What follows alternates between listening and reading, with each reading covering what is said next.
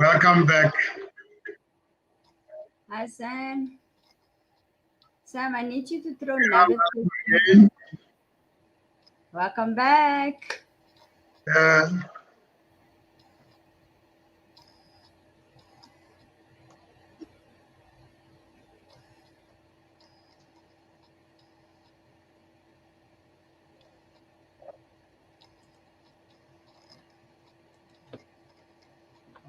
Got my note. Great. We're just waiting for Queen to join us and then we'll start. But we are live. We are live.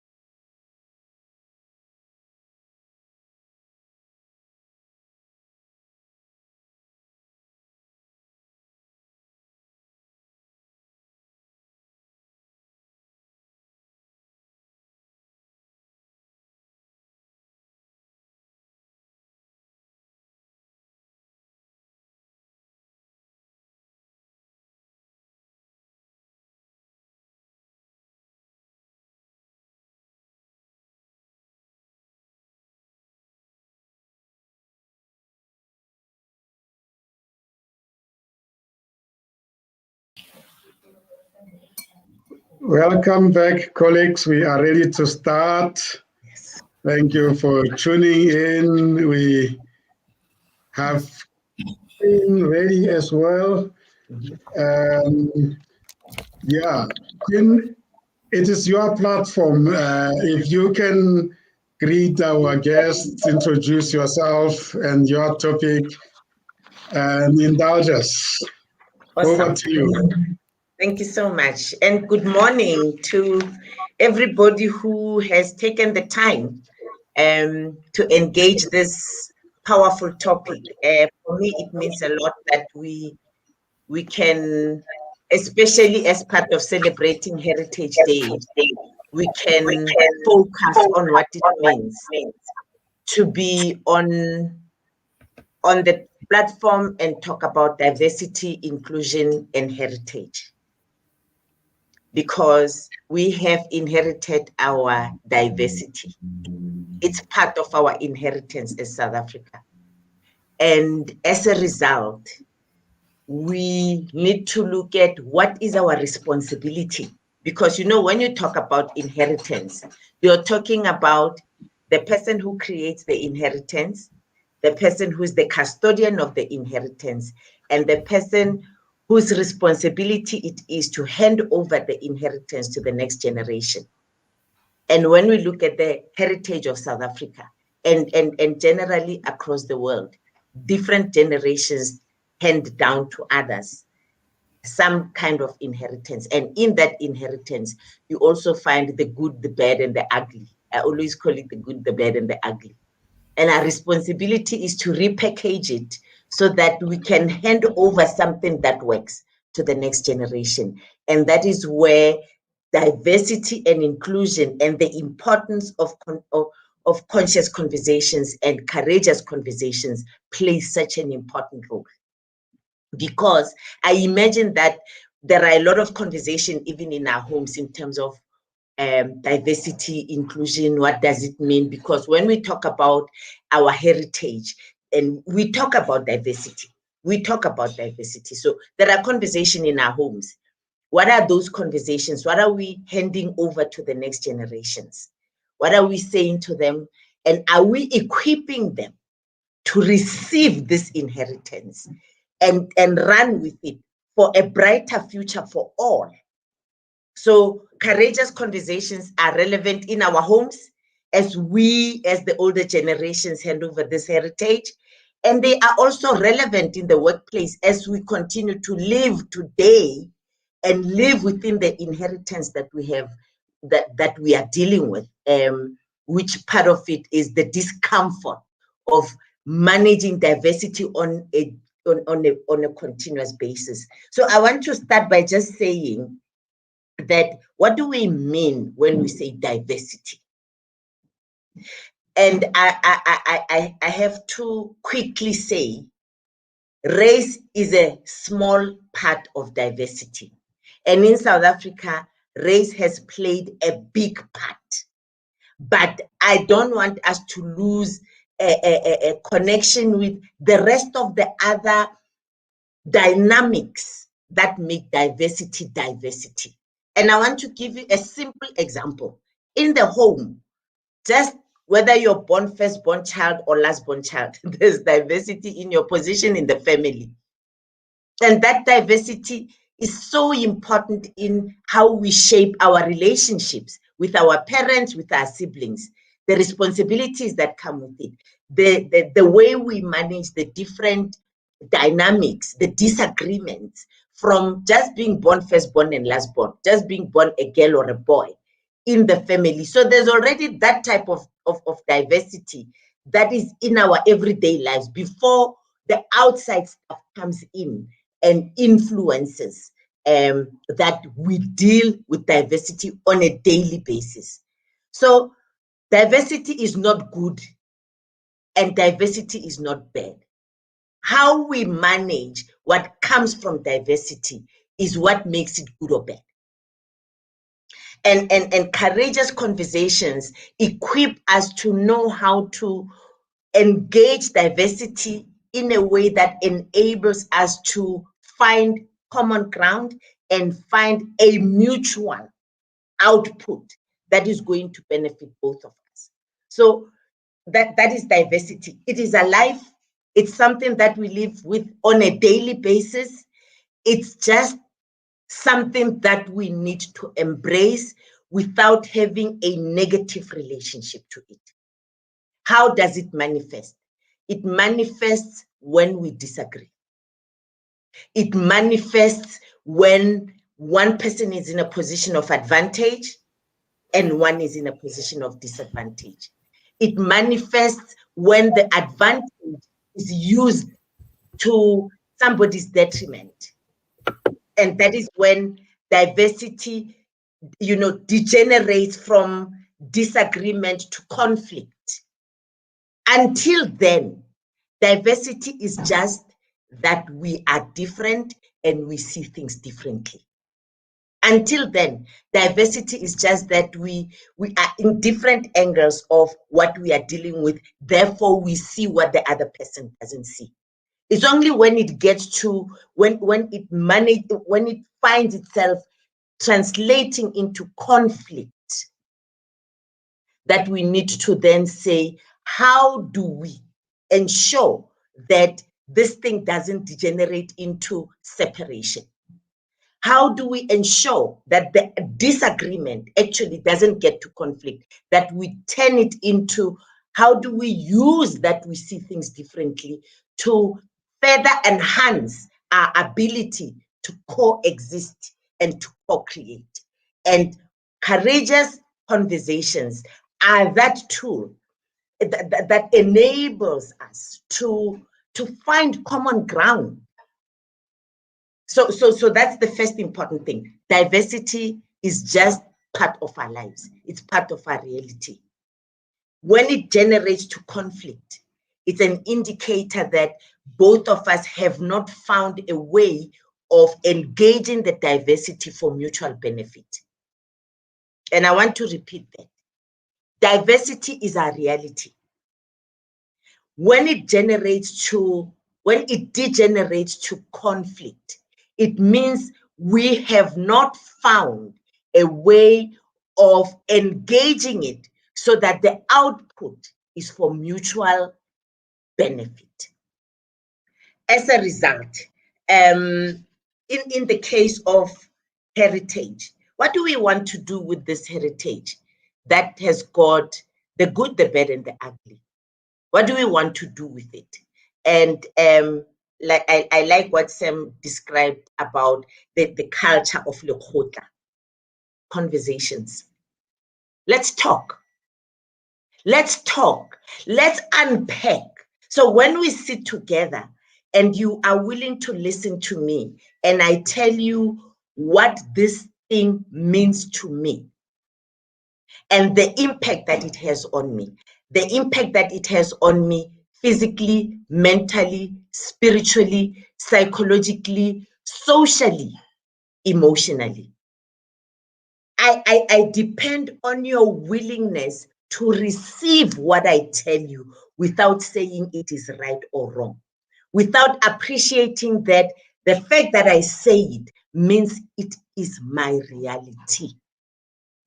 So your willingness to listen, to receive it, because I like one of the many definitions of listening is the willingness to receive. So when I say to you, when you say this to me, this is how it makes me feel. If your intended output was not that to make me feel the way I feel, don't defend.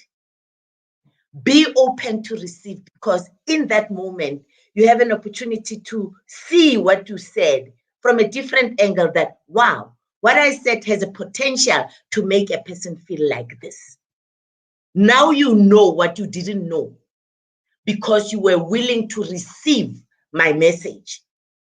And I also need to give you the benefit of the doubt to believe that you didn't mean bad. That is why I am making you aware of how it is landing. And I also need to see what you meant. I need to still be interested to say, I don't think this is what you wanted to create. So what were you trying to say to me? So the minute there is disagreement, it means our reality is diverse, and communication is what is going to enable us to unpack this, so that in the end, both of us are sitting with exactly the same picture. Communication is going to enable us to do that, which means we are willing to receive each other's perspective. We use language powerfully to express our perspective for the other's benefit, And we have the capacity to use questions powerfully to unpack this and engage it. What do you mean? What does it mean? What word did I use that made you feel like that? Where is that connection? Tell me more about that experience. I'm willing, I'm interested, I'm curious, because I want to close the gap between me and you. And it's asking questions to deepen my understanding, my knowledge of you, my understanding of what is playing out that attaches meaning to what you hear. The more I know that, is the more I have a chance to say what I wanted to say in a way that it lands in the intended way, which means more and more I'm reducing space where there is disagreement, and more I'm increasing understanding that gives us more opportunity to co-create mutual benefit, mutual respect, and mutual growth. So what we do with the diversity is we engage it from the generosity of believing that people don't mean bad, from the generosity of knowing that if people knew what we see, if they saw what we see, they would engage it differently. And I want to bring this down to the workplace. And I want to use COVID-19 as an example that I believe all of us have experienced. And look at, what does diversity and inclusion mean during COVID, and what is the significance of courageous conversations? What's the role that courageous conversations would play to ensure that, over and above the challenges that we are all dealing with differently, how do we still co-create an environment where we can survive? So COVID happens and nobody ever, I mean, I didn't see it and I'm 63. So anybody my age group has never lived what we lived in the past 18 months or so. Business needs to scuttle and find a way of managing people's well-being and still continuing. So immediately what shows up is pressure, pressure, pressure, pressure. The custodians of the performance of organizations try to find a way of continuing to make sure that the businesses don't die. And they are dealing with COVID as human beings, and the employees are dealing with COVID. Now, the diversity, our reality happens. And I don't want to label it good or bad. Our reality happens. I sit as a CEO in my home that has got space. My children have got their own bedrooms. We have study, we have Wi-Fi. I've got my laptop. Each of my kids have got their laptops. And so quickly we are able to organize ourselves. Everybody has got a workspace. Everybody has got the resources to now embark on this craziness of we need to live online. At the same hours, the kids are on homeschooling and the parents are at work. In the same house, for the first time, all of this has to happen in the same house at the same time. So quickly, the issue of resources comes up. So that is my position. One of my employees lives in an area that doesn't have Wi-Fi. One of my employees, the same employee, lives in a home where people don't have my own bedroom. People share bedrooms, and the living area is one space. And there's, even if there's just 4 of us in that home, say the nucleus family, father, mother, and 2 children. I'm simplifying it. So there's 4 of us. We have one table. It's the dining room table. And that is if we are lucky, but let's keep it there. We have one table, is the dining room table. There's only one laptop, because only one person in this home has got a laptop because their job has given them a laptop. Now there's homeschooling for the 2 kids, and there's work, and there's no Wi-Fi. That's diversity, that's reality, and we are not labeling it. We're saying what is going on at this right moment. There's a family that is organized, where everybody has a room, everybody has laptop, and there's endless Wi-Fi. There's a family that has got one table and one laptop. And the same activities that must happen in this home with one laptop and one table must also happen in that home where everybody has got space and equipment. The question becomes, what do we do with this diversity? What do we do with this diversity? 1. 2, do we have the capacity, 1, to acknowledge the diversity? How aware are we that we are diverse? And if we are aware, do we get the urgency of picking up a phone and saying to each one of the employees, how are you? What's the impact? What is possible? What are your resources like? How do we support you? Does that thought even cross our mind that diversity is real and that to create mutual benefit, we need to talk about it. We need to talk about it. Because if it doesn't cross our minds, we continue. I rush home, I park my car, I go to my study, I open my laptop, and it's business as usual. And I expect the same from you.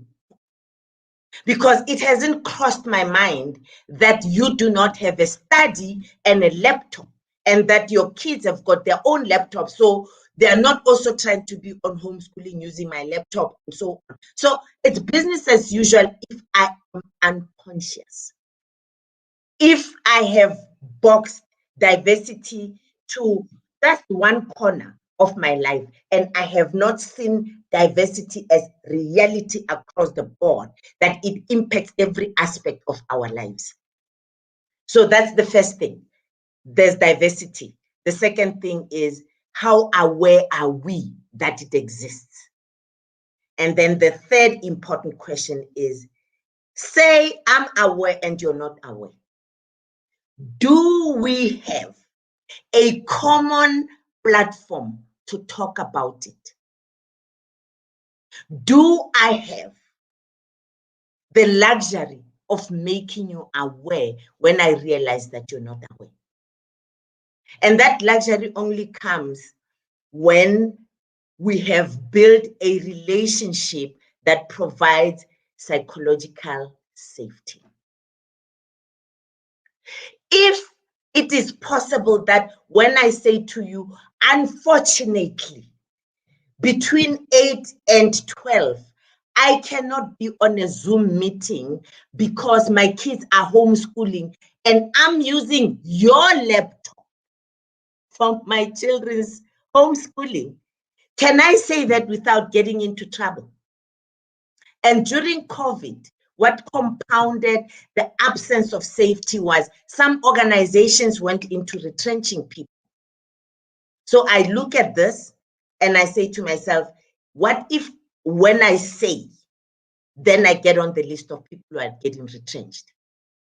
So then I don't say it, because the space is not psychologically safe for me to share my position and make you see what you don't see that you need to see for us to co-create a plan that will enable everybody to win. So I said, firstly, we need to acknowledge that diversity is a reality. Two, how aware are we that it exists, and how aware are we that we need to always talk and confirm that we have a common platform? Thirdly, if the environment is not psychologically safe, then the courageous conversation is not going to happen. So what I'm saying to you is, the psychological safety, that environment precedes a courageous conversation. And it is the responsibility of every leader to create that psychologically safe environment. It is the responsibility of every leader to create an environment where people are not wrong when they have or when they don't have. People are not right when they have or they don't have. That people are in their reality, and our commitment as leaders is to ensure that they will succeed despite and in spite of their situation. And now we get into how do we then position the responsibility? Who's got this responsibility? And like I said, it's the leaders. So there's agency. Who owns the responsibility? Why am I burdening the leaders with this? Because you are in a position of advantage. And we live in a society that has over time displayed how advantage is misused. And that has instilled fear in people. So we need to own that. We are in a position of advantage in a society where advantage has been misused to a point that people who are in a position of disadvantage are always fearful. They don't feel psychologically safe to speak. So yes, it is the responsibility of the leader to ensure that the environment is psychologically safe. Because when you have advantage, I don't have advantage. Create advantage with creating an environment that tells me that it is okay for me to speak my truth without being victimized. And when the leaders take on this responsibility, I want to add another thing. You need to also recognize the agency. So here I'm talking agency and agency. We don't have another minute to lose. We do not have another minute to lose to adopt and accept that the reality that diversity is alive and well, and that it comes with dynamics that may break people. In one of my coaching sessions, I said to the group that when you don't ask people how they are, when you don't contract around what time you can call them, part of the sketch that we saw with COVID, which is the gender-based violence, we don't even recognize that we are contributing to gender-based violence, because in our choosing, or whether consciously or not, in our not acknowledging diversity, we are also overlooking culture of families. I'm married to an African man. If he says to me, after 6 o'clock, you do not touch your laptop, whose rules are playing now? Because in the workplace, I play by your rules. In my home, business and my rules need to coexist. But when we are sloppy as leaders to see that and to contract, make sure that the two entities can coexist, and we believe that business, because of advantage, has got the upper hand. Business comes, disrespects the culture of my family, and puts me in a position where gender-based violence could happen, where you're going to call me as my boss. I look at my phone, it's ringing, and my husband stands there and watches me. Am I going to take this call? Because when I take it, I'm defying him. When I don't take it, I'm defying you. So where is the psychologically safe environment here? Where is the psychologically safe environment here? And just because as leaders, we don't get the agency and the urgency, we think just one call is not a big deal. It is a big deal, because it could be what triggers violence, and this woman getting a beating in her house because she's disrespectful. We need to be conscious. We need to get that diversity is our reality. We need to take responsibility. We need to keep our minds connected to diversity. We need to be aware. We need to make sure that we take on our responsibility, ownership, agency, that we are the custodians of creating psychologically safe environment. We need to get the agency.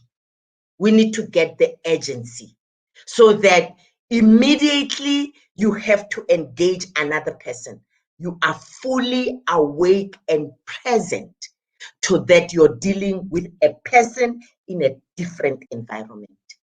And you need to tune into what are the things that you need to keep in mind that will create mutual success for all. And how do you get to know what is safe for me, what is safe for the other person? And yes, it's a lot of work.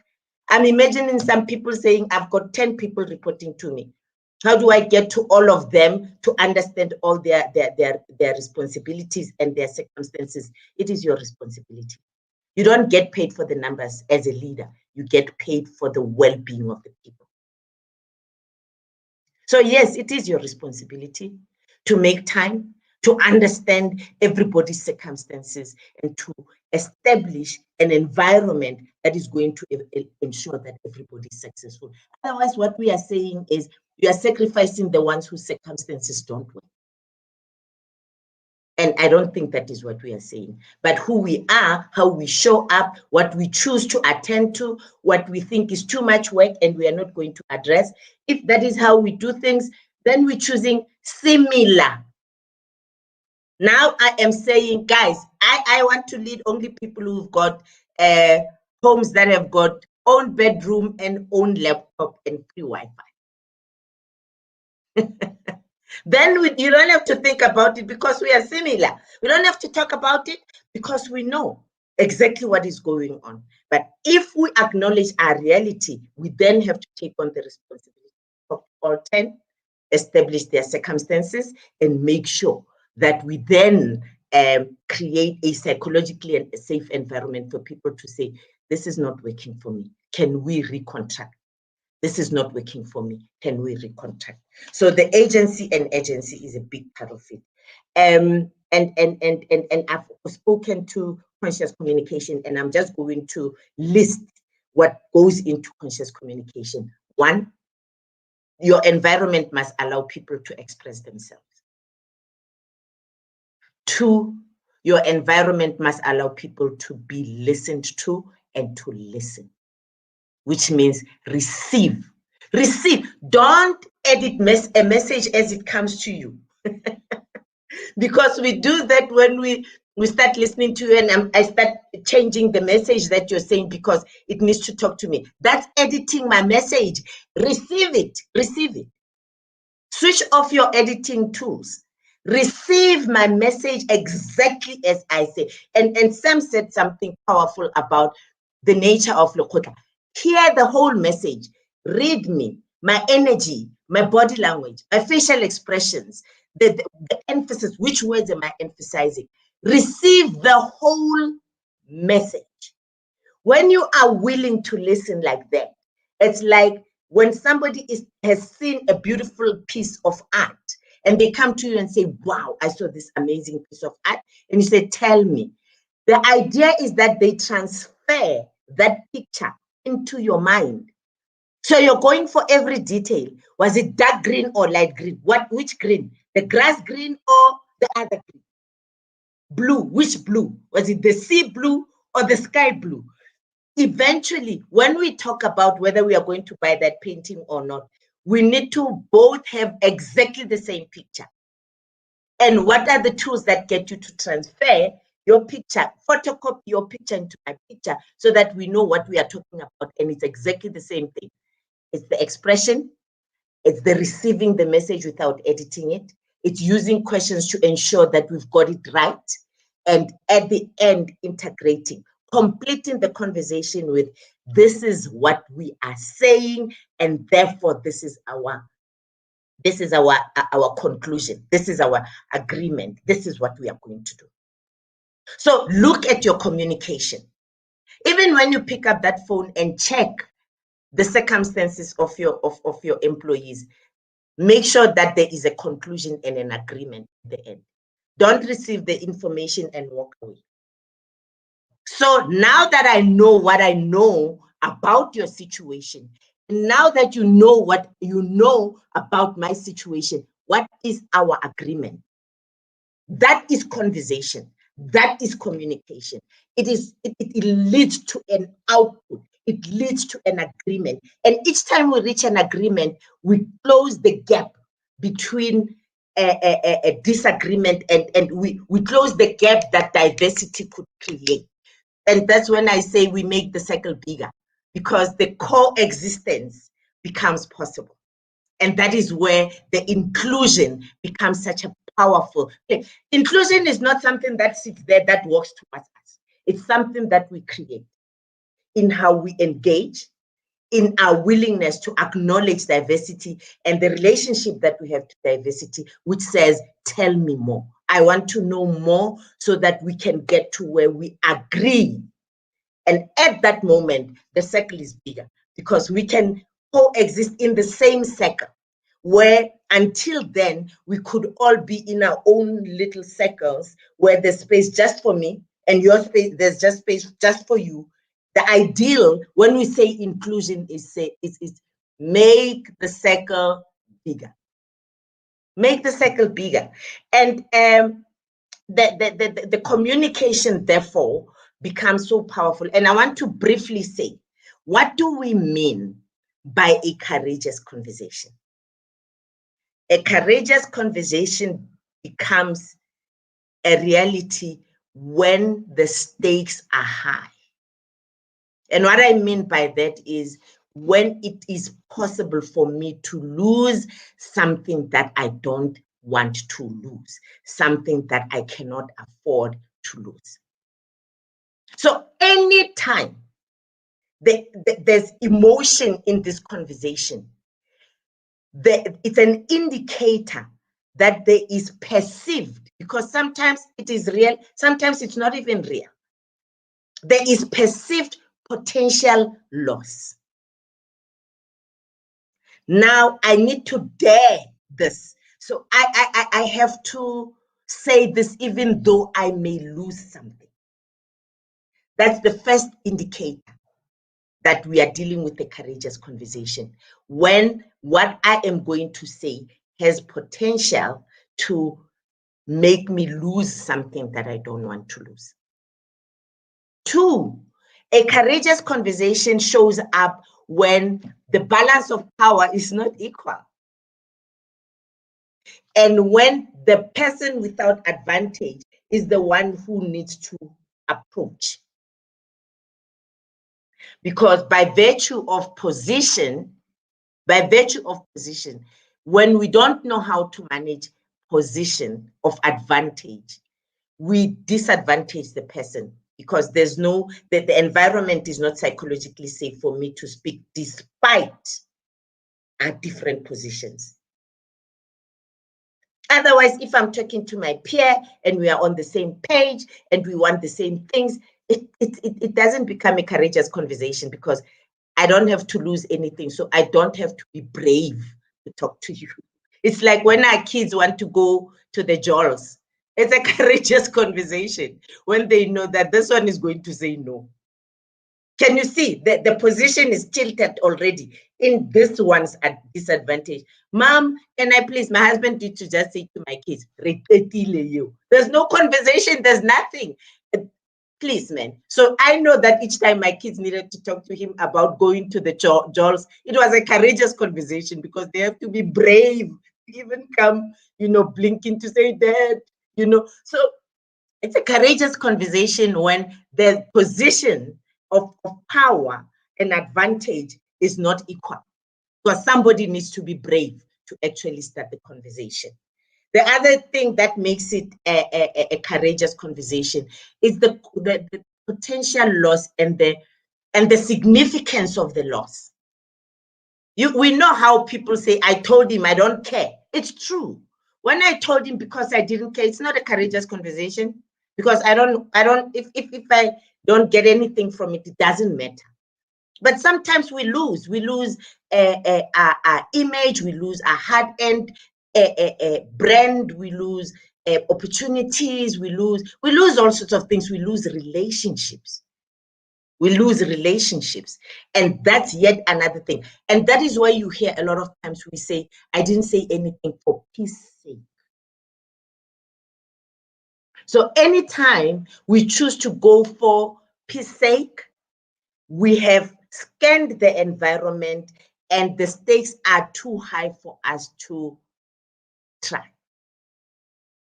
And that is when the environment is not psychologically safe. But anytime we walk away for peace sake, we have allowed diversity to create a bigger gap. Because that doesn't mean that the issue is resolved. It means we pretend that it's not there. In the end, how many elephants are in that room where there is just, you can't even breathe, because there's so many elephants in the room because of the absence of a safe space for courageous conversations. Because with each courageous conversation, we chuck that elephant out of that room. But an environment where we keep quiet for peace sake means it's one elephant on top of another. And in the process, remember that the first elephant doesn't stay there. It keeps growing. And then you bring another one and another one and another one. And they keep growing, which means in the end, the gap, the distance between me and you is so big that we remain in our little bubbles, and the chances of coexisting in the same circle, which means the chances of being included just don't even see the light of day. So we need to see the importance of that the courageous conversations happen when the stakes are high, when there's possibility for people to lose. Therefore, if the environment is not safe enough, people will not be able to dare and have those courageous conversations, which means the separation just keeps growing. So the last thing that I really want to talk about is when we say diversity, do we appreciate how many dynamics? I use the example of COVID and how coming and working from home impacted. It impacted us it made us aware of social class, economic class, educational level, resources level, money in the bank, geographic area where there's Wi-Fi. People who don't have Wi-Fi today in their homes did not choose not to have Wi-Fi. People who didn't get good education, it's a very small fraction that didn't choose that good education. The bulk of the people wanted to be educated. I also always say to people, I didn't choose to be born black, by the way. I had no say. I don't know what the plan is, but I didn't choose to be black. People who are born white didn't choose to be white. I didn't choose that my hair must be gray like this. You know, I said I was with my sisters yesterday, and it was so weird. My youngest sister, her hair is completely black. I was like, why do you have black hair? Because for the longest time, I have gray hair. It just hit me. Right there is diversity. And one would say, it's not important. It is, because it impacts my self-worth, my self-image. It impacts whether I have the confidence to show up. It impacts whether I love myself less. It impacts, my looks impact who I am and how I show up. And you may say it's none of your business. It's none of your business, and you have to engage my dynamics. So diversity is all the things that we can see, and it's also all the things that we can see, including our experiences. You use a word, somebody flips, and you think you're being childish. Instead of saying you're being childish, ask, what in what I said made you respond the way you're responding? Because that word could be an association and a trigger for a horrible experience. But none of us see the experience. It happened in my life. It lives in my head and in my heart. So diversity is the visible and the invisible. And the importance for us to be curious, the importance for us to engage people and be present when we engage people, and read, and also see when behavior is out of the that's not what I expected. That's not the reaction that I expected. What's going on? Talk to me. So when we talk diversity, we're talking everything. Anything that makes me and you different is diversity.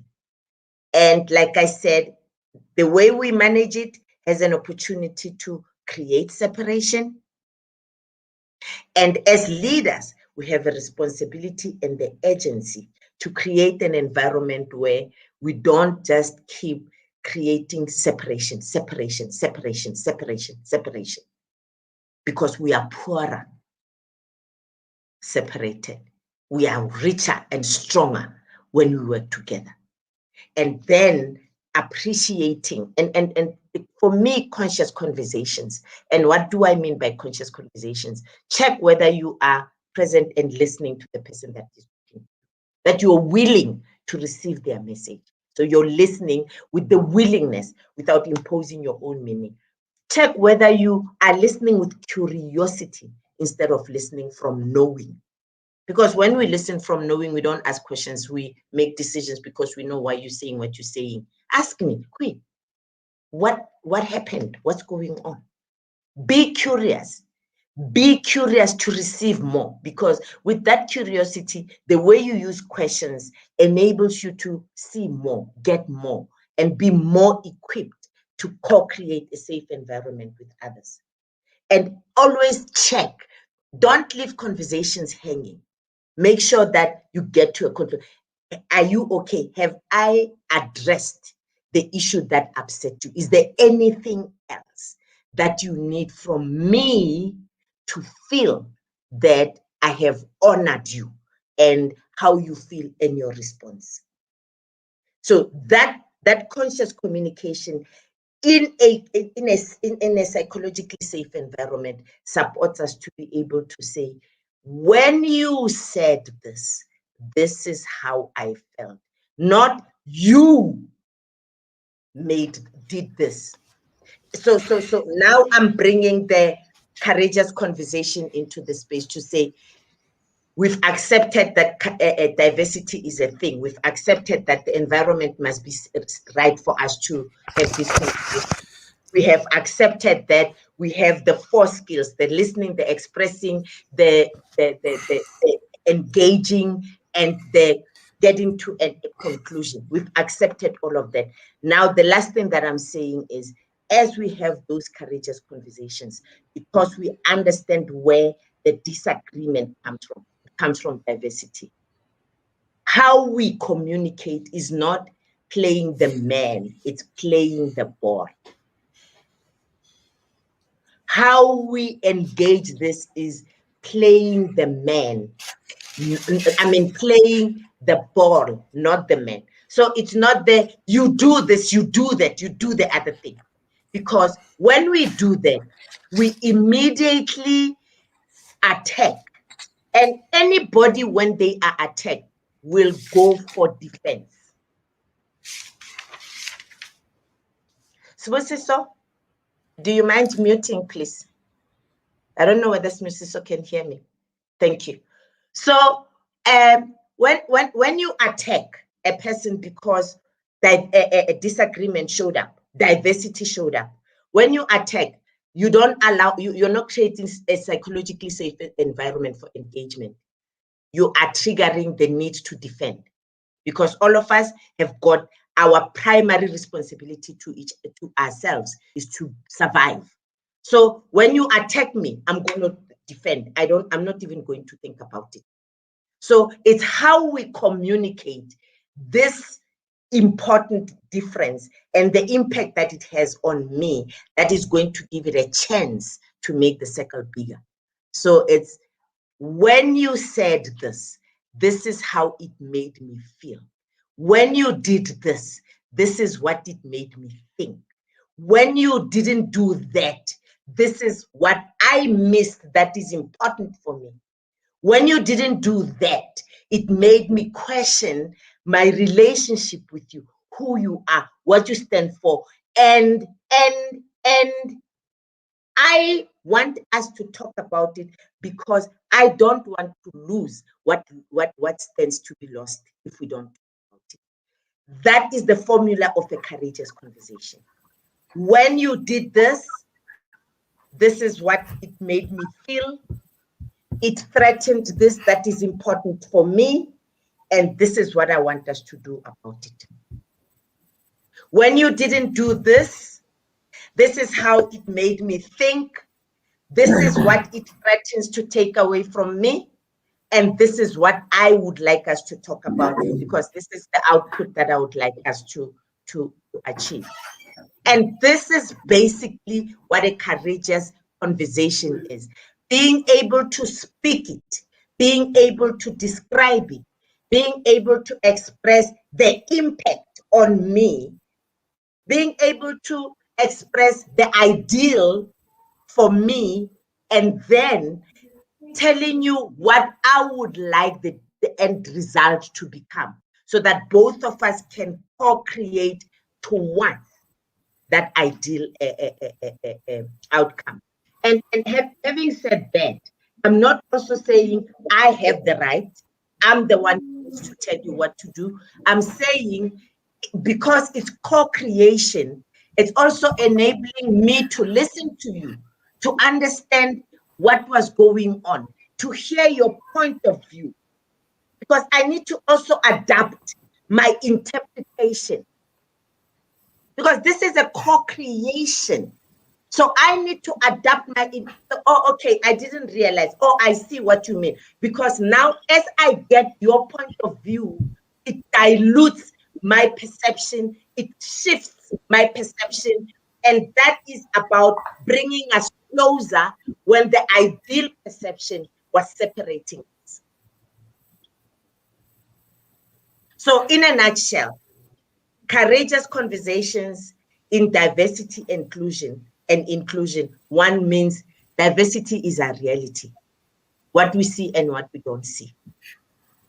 Two, it means for us to be able to embrace and live with it harmoniously, we need to create psychologically safe environment. And if you're in a position of leadership, you are the agent and there's agency. We cannot have another minute where there's another elephant that is landing in the room. Three, we need to see the power of conscious communication, which means each time when we communicate, we are present, we know how to express ourselves for mutual benefit, we receive information for mutual benefit, we use curious questions to close the gap, and eventually we get to where we are able to agree what the next steps are. And that we appreciate. Abdul, do you mind muting, please? Sorry, I'm getting distracted with the background sound. And then we're looking at the importance of where we position communication so that we make the circle bigger. And how do we do that is using courageous conversations that acknowledge the difference in power, that acknowledges the potential loss, that acknowledges that I'm coming to you because if I can do anything to save this that I think I'm going to lose, I'm going to do it. And I need to know that I can do that and we can co-create and get to a mutually agreeable environment. And lastly, that in the courageous conversation, we play the ball, not the person. Because when we play the person, we trigger defense. And in a defensive environment, so when we defend, I keep my position, you keep your position. And the distance can only grow between us. So we use communication that says to people, I know that it's possibly not what you wanted to create. How I feel, what I think, and because I value what we have, can we work together? Can we talk about it? I need to understand you. I would like you to understand me so that we close the potential gap that could come out of this and we are able to be included so that we coexist harmoniously in the same cycle as me, make the cycle bigger. Thank you. Wow. So, Queen, this is the angle I've never actually associated with diversity management, inclusion, and belonging. Thank you so much. I think you have started a conversation that that needs to be taken forward. As you are talking, I keep on reflecting on the what the conscious leadership group call being above the line as a leader. Those what you have explained and shared with us, I find it in that above the line leadership practices, being self-aware, being engaging, respecting, and not playing the man, but playing the ball. And I like what you're saying that if you are a leader, you are the agent for courageous conversation. I think that's powerful. We are definitely going to come back to these points during the reflection. We made notes, and I'm sure the other colleagues and speakers are going to take it from where you left it. But you certainly raised a lot of issues that needs to be addressed. Thank you, Sam. That was really the whole idea, that you set the scene for us, and you've done very well. We have 10 minutes before we're going to go into the next segment. I will want to allow 5 minutes for people to take a break. But maybe if there's anyone who has got a burning input to make, as long as it doesn't go beyond this 5 minutes of the 10 minutes left. Esme, I saw you nodding there a number of times. No, I was just being like energized with what Queen has unpacked. Remember, I've been an HR manager for years, so her nuggets were very relevant, and I'm a executive coach, and I get these issues coming into coaching. So she was just nailing it, and I was like, yes. Yeah, well done. Thank you so much, Queen, for sharing those insightful thoughts. It's necessary. It has to get out there. People need to hear it, and this platform is amazing. Thank you so much, Sam. Well, was it also a different angle for you, or is it something that you expected, that when she talks about courageous conversations, this is the angle she will come? Yes, courageous conversations, very importantly, but I think in my session, I will touch base on that a little bit in terms of that, because it is a big issue in corporate, not just corporate community, and in families as well. It's a global issue. But I will touch a little bit on that, and how we can mitigate having challenges in that particular area. Good stuff. Great. Let's save time, and let's save the inputs for later, when we come with our topics, and also when we reflect. Thank you very much, Queen. Wow. Okay, thank you. We'll take the 8 minutes break, and when we are connecting now with the session for Esme, using the different link to the studio, exactly 10:30 South African Standard Time, we start with the next segment that is going to be addressed by Esme. Esme, you're giving us a case study. You want to say something to that? Or a reflection from your background and your history? You are muted. All I can say is get excited. Okay, cool. Okay, great stuff. We are reconnecting in 7 minutes. Please take a break, but don't go away. You can't miss Esme's case study and the reflection from her previous background as HR manager in the cruise liner. Thank you. We'll be back.